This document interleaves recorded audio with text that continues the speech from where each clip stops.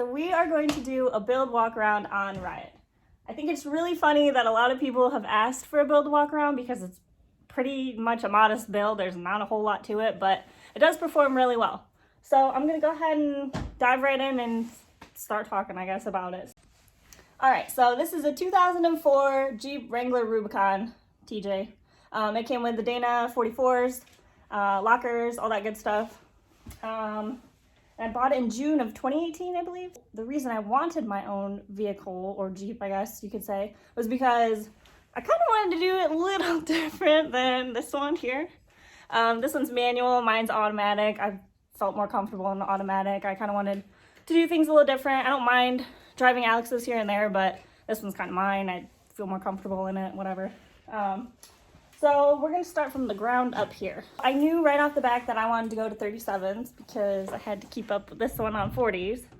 So I knew that meant beefing up the axles, doing a couple things different for fitment, and you know, I wanted a long arm kit too. So that was kind of where I started. So I knew I wanted the rock crawler 5.5 inch X Factor long arm kit, and that allows you to fit 37. So that kind of was like my main starting point. All right, so axle wise, like I had said, these are, oops, let me turn the light on here. There we go. So these are, just disregard all of the rust and rock rash and everything, but these are the stock Dana 44s that come on the Rubicons. As you can see, I have trussed both of the front and rear. I'll show the rear in a minute. So they're a little bit beefier to handle the 37s. Yukon internals, they're re-geared to 488s. The shafts, I was running the stock shafts pretty much until I broke them, and now I'm on the chrome ollies. And the steering is the Curry rock jack system. So I was originally running a the aluminum links from Wide Open Design, which I really liked because they were really beefy. But there was too much rotation in it because it was like, I think it was GM 1-ton links that we were using. There was a lot of rotation in it, so I was getting a lot of death wobble. So I kind of downgraded like the size because it was pretty thick before, but it's been really awesome and held up really well so far.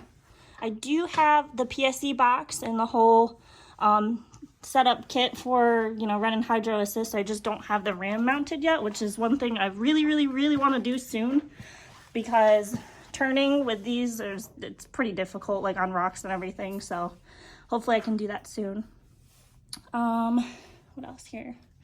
I do have the anti-rock in the front. That's really awesome. And trying to think what else is there. I think that's pretty much it for the front axle. For tires, I'm running the Mickey Thompson Baja Boss and the 37-17 rim. I got Black Rhino beadlocks now. These tires I knew I wanted because I saw how they had performed on Alex's, and I just really liked them. They are also on R1 Concept brakes, also with their off-road pads.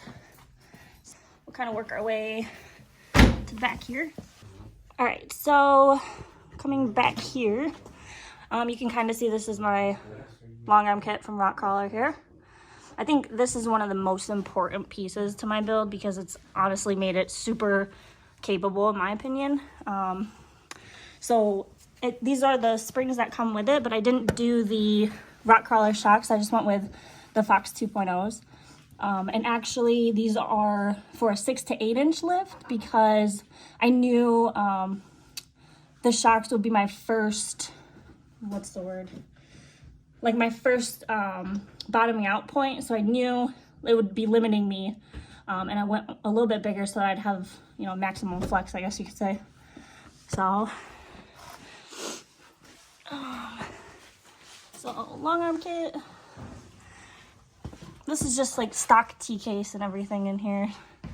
The Rubicon one's actually a little bit nicer because I believe there's 6 planetary gears instead of the 3. So my ratio is pretty nice. Driveshaft wise, rear is Adams. I need to get it a little bit longer because of the lift, but I'm still running the stock one right here in the front. Ignore that, it's nothing. Oh, and then my trans pan here. I gotta replace this. I gotta fix, I think it's a rear main seal. I gotta do back there. I'm pretty sure my pinion seal is leaking also. So I got quite a bit of work to do on it. But anyways, so rear Dana 44, also truss. Ignore how dirty it is. This is also Yukon internals. Same thing with the shafts. I waited pretty much till I broke them in order to replace them with the chromollies. So yeah, that's pretty much the underside over here. I'm gonna go to the other side so you can see the exhaust. So one thing I forgot to mention about my rear Artec truss is that this is actually made for, it's a full width truss made for coilovers. So they don't make a full width for the springs and shocks. So we kind of had to cut it a little bit and weld it to make it work, but it wasn't that big of a deal and fits pretty nicely, I'd say. So my exhaust, I had to, so my exhaust is kind of funny because there's not a ton of room here with the triangulated rear, so I kind of had to do the best I could. But I left the cats on. This is just a MagnaFlow like cylinder exhaust with a tailpipe. As you can see, it still kind of rubs, especially when I'm like flexing and everything, but it does the job and it's definitely not super loud. I like that it's much quieter, so. But yeah, I think that's about it for under here. Still stock body mounts and all that good stuff. It's pretty simple underneath. Also, while we're talking about the underneath, I do have an advanced adapters cable shifter to put in. That's supposed to be nicer than the stock one. It's kind of a pain in the butt when I'm trying to shift to 4 low and everything, so that should make it a little bit smoother. And then we also have engine and oil pan type skid to go on, which will be really nice. As you can see, I kind of need it, and Alex needs one as well, so we're gonna both do that for both of them. So, but yeah, that's pretty much the underside, I think. I'm just making sure I went over everything now. It's pretty simple. I mean, it's really not that crazy. I don't have bump stops yet. I do need to work on that. Like, I can't go super fast because of the lack of bump stops, so that's something I need to work on. It's always a work in progress, so that's just kind of how it is. All right, so I'm doing all the boring stuff first, but we're gonna go into the hood here and just kind of talk about what we got going on. Okay, so, I mean, everything's pretty much stock under here. It came with the K&N intake already. Just got a new filter for it. I have the Mishimoto radiator hoses, the electric fan on here also, which is really cool. Similar to Alex's, you can kind of like adjust the temp that it turns on at. So I gotta work with that a little bit because mine gets a little bit hot still. I mean, I only have taken it out like once or twice so far since it's been on, so I gotta play with that a little bit just to get it where I want it to be. But it's been awesome so far. Oh, here, battery, Odyssey, nothing special. Everything's hooked up to it, as you can see. Then kind of relocated a couple things because of the fenders here. But as you can see, PSC reservoir here, the whole kit. Like I said, I just need to get the Hydro Assist set up. I do have stock motor mounts still, but he has an extra set that I'm probably gonna put on mine so I don't run into the problem Alex is having. So everything else is pretty much stock over here, pretty boring. This is my S-Pod. Everything's hooked up through this, so that's really cool. I'll show you on the inside all of it and what it controls. But yeah, I think that's pretty much it for under the hood. It's nothing special, honestly. So one thing I forgot to mention about my PSC box is that it's actually made for the earlier TJ years, so like the 97 to 2003. So the only difference is, I don't know if you can actually see it, but it's this bolt right here. This one is like it's off by like 1/4 of an inch for whatever reason. So when I had found this box, I got a good deal on it. It was just somebody on the marketplace that had it for sale. And the only thing we had to do to make it work was just relocate this one hole, and then it just mounts up. No big deal. So, yep. So we talked about underneath, axles, suspension, under the hood. So I guess we'll talk about the exterior now. It's going pretty quick compared to Alex's. All right, so we're gonna go ahead and talk about the exterior now. I'm just gonna kind of start in the front. So, Motobuilt front bumper. I have the worn Xeon 10S winch with the Factor 55 flat link. This right here is actually a power steering cooler. It used to be black. I think it's kind of funny that it's not like this bronzy color, but it looks pretty cool. So, and then, so yeah, Motobuilt bumpers. My fenders are actually Poison Spider. Same thing with the inners. I do really like them. However, I don't like the fact that everything else is pretty much Motobuilt. So I've been thinking about switching these to Motobuilt also. I like theirs and they're very similar. So I might be changing those in the future. That way just everything matches. It'll help my OCD. So sliders are also Motobuilt. I really like these. I like their boat side ones too, honestly, though, because it kind of protects the whole body too. So maybe in the future I'll end up switching to those also because I do really like the style of those. And I can have like a step too to get in. So we'll see about that. But also Poison Spider rear fenders. I have Motobuilt rear bumper. So taillights, same as Alex's. These are the OROs. And my tailgate, I get asked all the time what it is. It is Crawltech Revolution. So this one is super nice. The latches especially are my favorite part because they're just so easy to use and then drops down.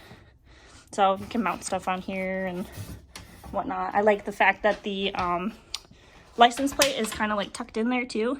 Just looks really sleek and nice in my opinion. So now I guess we can talk about my lights. So rears are S2s. These are just the white lights, kind of reverse lights. All right, so these are my S1 desk lights in the back. Come around up front. And these are the squadrons. They actually have an amber cover. So you just pop that off and they're white. Or I can leave them amber. There we go. And so my light bar is the Onyx 6 in a 20-inch.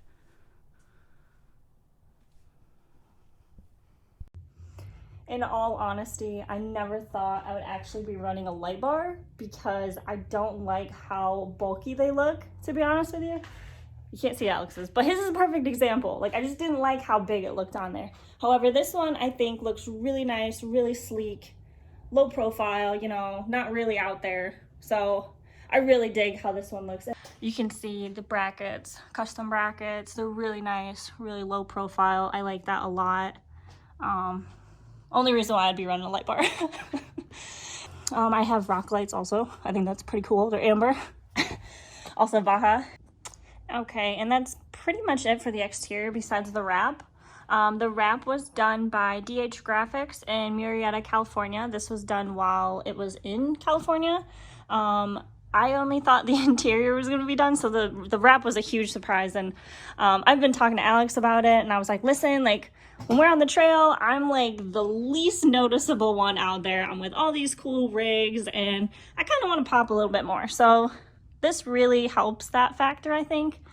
And I really like it because it still incorporates my yellow, but it's also very different because, you know, I just like to be unique, I guess. So we're going to move interior-wise. So interior, honestly, has become probably one of my favorite parts. My cage. So my cage uses Motobuilt brackets. So A-pillar, the little, you can see it, the plate down there, B-pillar, and my C-pillar bracket are all Motobuilt. Oops. Rest of it all is custom tube. So we went through and bent it all ourselves. I helped with a majority of it before I had to come back home. I was able to work from California for a little bit of time because I have been working remotely, but I go back to the office soon. So cage, yeah, I love the cage so much. This is also covered in Steal-It too, which is nice because we do have to move a couple things, like the harness bar back here. Harness bar has to get moved back just a touch this way. We have to adjust the seat brackets a little bit because I kind of sit up pretty high right now. I might just tie it right into the cage and, you know, use that as the bracket. It'll help lower the seats a bit and be a lot safer too. So you can see this is the piece right here. These are all clamps. And this piece actually can be removed. It's used, one, for my soft top here. You can see you kind of need back here for like a resting place. And two, I also wanted to be able to run a back seat, you know, so my nephew, my niece can go with me just on like local trips around home and, you know, also be safe too. So that way I can still run a back seat, have protection, but take it off and, you know, utilize the whole fast back look whenever I want. So that was important to me.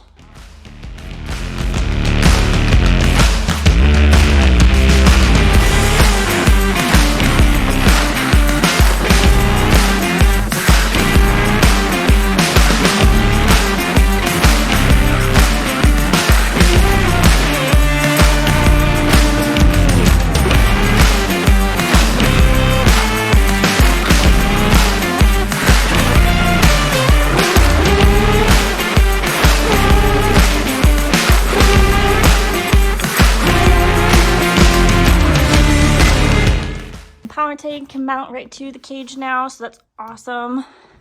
I got my fire extinguisher, nice little scotch mount. It's really cool. All of my mirrors, grab handles, all scotch, so they can kind of go, you know, wherever you want them to be. So that's nice. Obviously, the awesome PRP seats.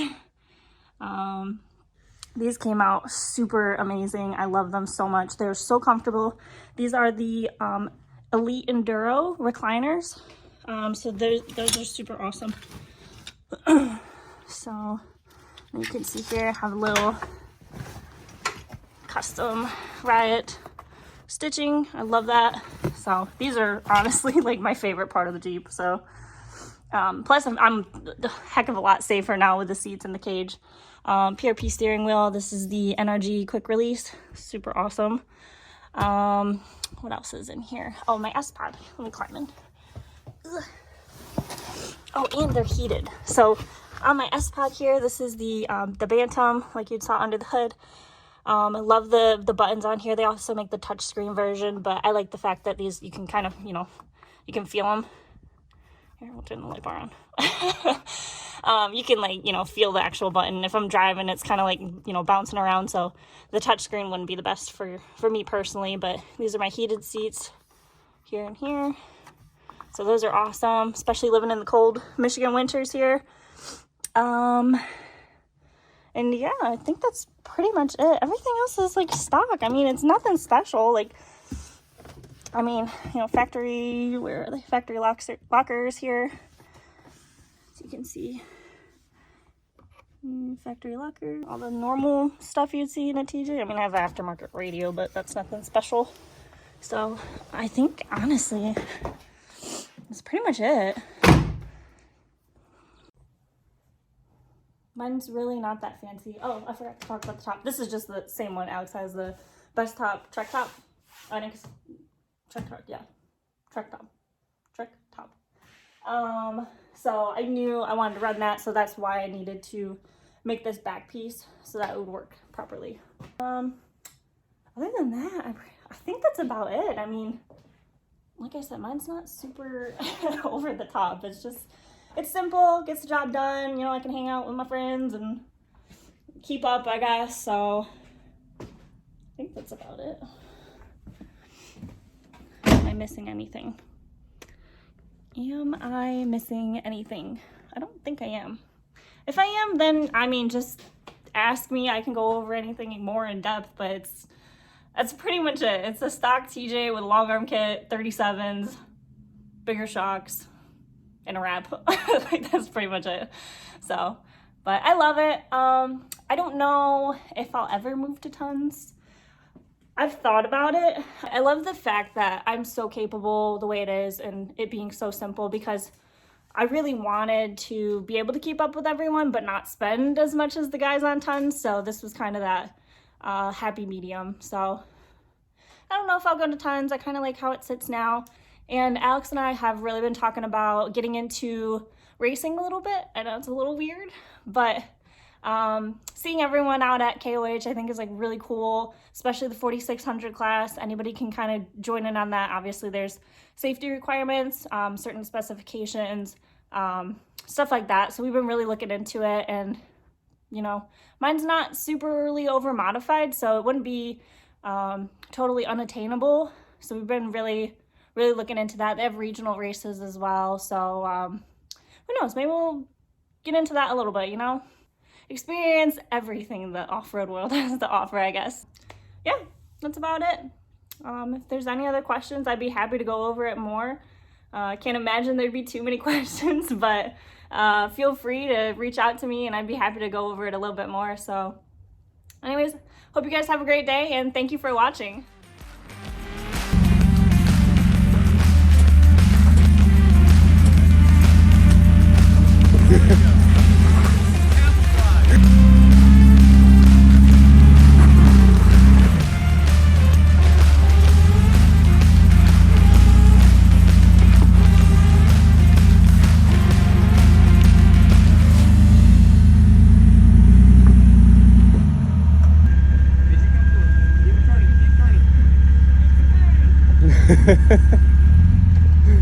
It's turned.